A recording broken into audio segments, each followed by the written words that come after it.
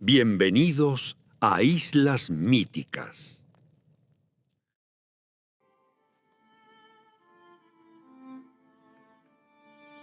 En la isla Sombrero hay nombres que nacen del fuego y otros que nacen del juicio, pero hay uno que no nació en absoluto, fue forjado.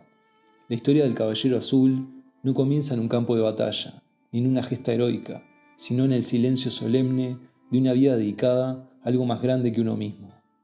Porque antes de la armadura, antes del acero y del mito, hubo un hombre, un enano, un juez, Félix Alastor. Y en su tiempo, su nombre no era temido, sino respetado. Habitaba una mansión que se alzaba como símbolo de orden en medio de las praderas, un lugar donde la ley no era una herramienta del poder, sino una expresión de equilibrio. Félix no imponía justicia, la encarnaba, pero incluso las voluntades más firmes habitan en mundos frágiles. Y una noche, la violencia llegó sin anunciarse, no como enemigo en campo abierto, sino como lo hace siempre la injusticia, en la oscuridad, sin rostro, sin honor. La mansión fue asaltada, los gritos se apagaron uno a uno, y cuando el fuego consumió los muros que durante años protegieron la ley, también consumió el cuerpo de quien la defendía.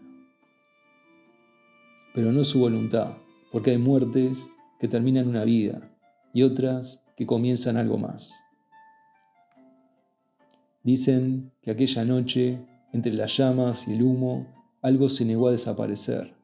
No era un alma en pena, no era un espectro errante, era un propósito inconcluso, demasiado firme para extinguirse.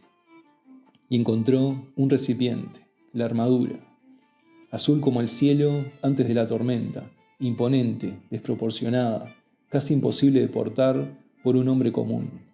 No había sido creada para la guerra, sino como símbolo, como idea, como la representación de una justicia que no podía ser doblegada. Y entonces despertó. No hubo juramentos, ni testigos, solo el eco de una promesa que no necesitaba palabras.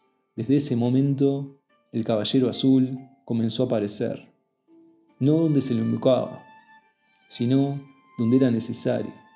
Y a lo largo de los siglos, su presencia en las praderas de Lambeth se convirtió en un susurro entre soldados, en una advertencia entre criminales, en una esperanza silenciosa entre aquellos que luchaban por algo más que la supervivencia.